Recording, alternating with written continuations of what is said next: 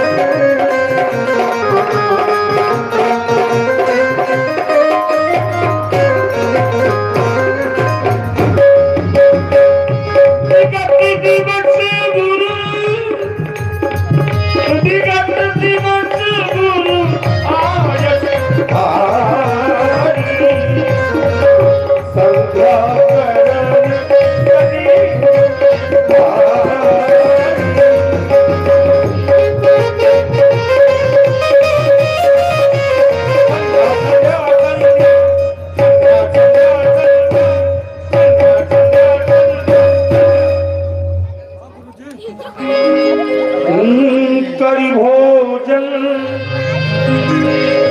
मुनिवर विज्ञानी लगे कवन कछ कथा पुरानी विगत दिवस गुरु आयस पारी संध्या करन चले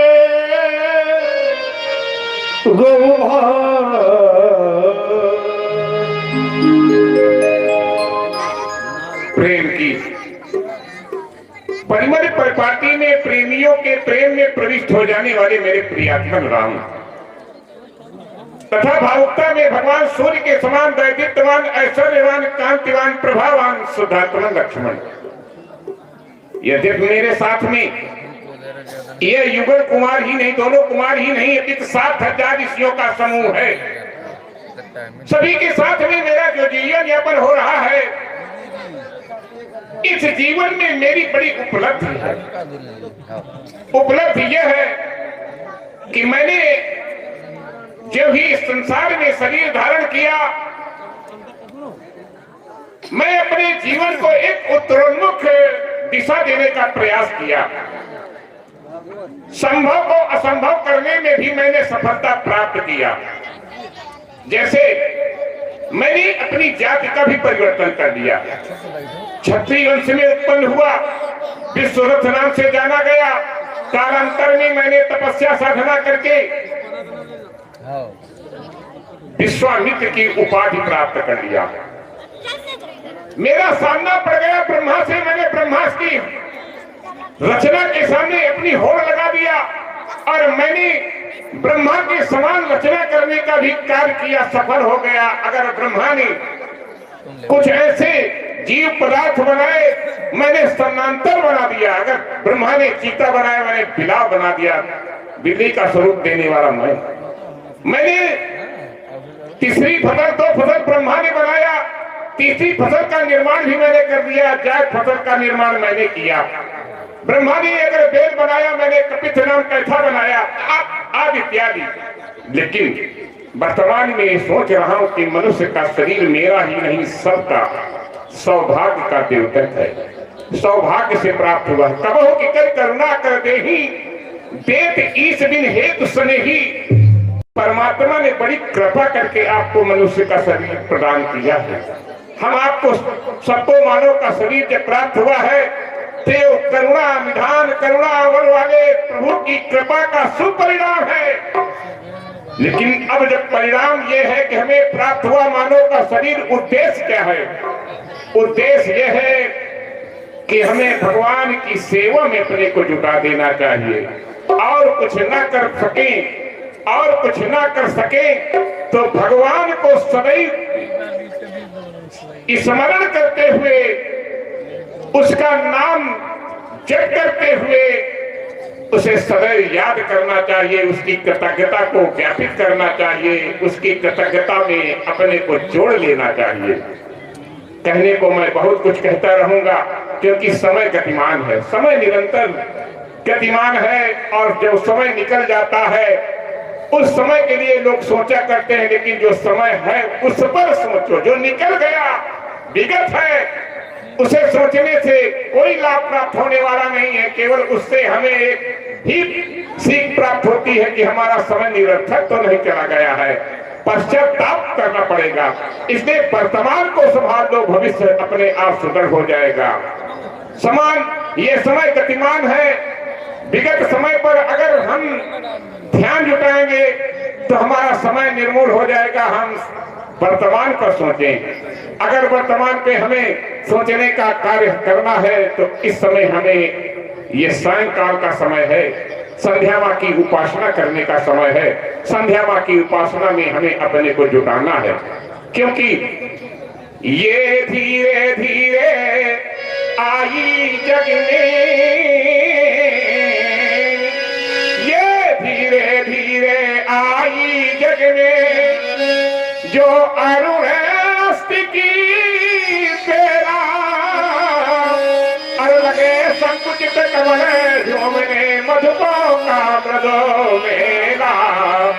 ये ले मरियार यार मंदारी, ये मरियार यार मंदारी, जो मन जुड़े लहरी डोरी,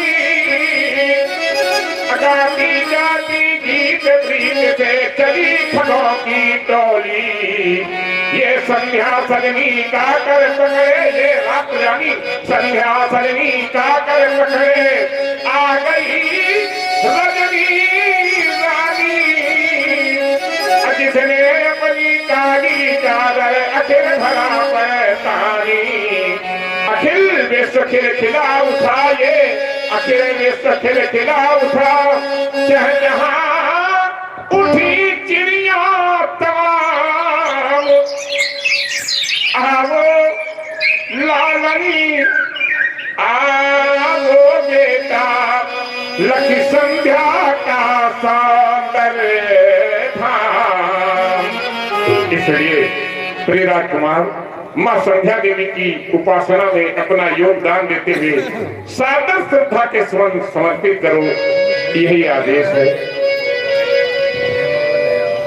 इसलिए बेटा देखो ना, ये दीप घर घरी संध्या माँ की उपासना में उत्साहित लोगों का समय सार्थक होता है। ये दीप घर घर में जले हैं, दीप घर घर में जले हैं, संध्या माँ के दिए दीप घर घर में जले हैं, दीप घर घर में जले हैं, संध्या माँ के दिए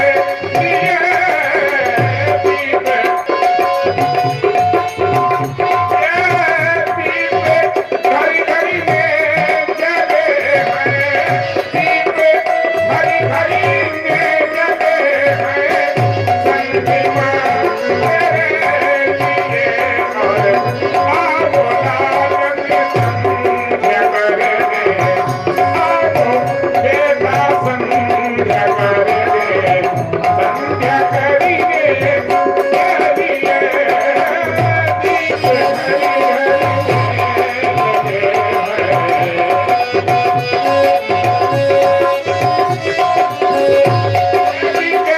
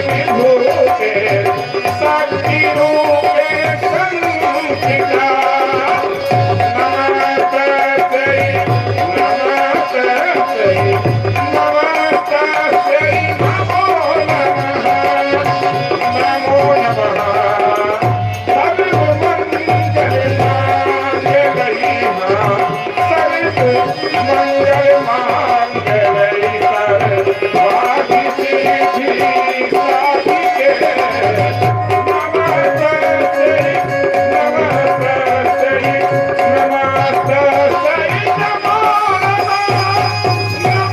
नमः नमो नमः आज्ञा मैंने दे दिया है आज्ञा मेरी मिल गई है संध्या करने के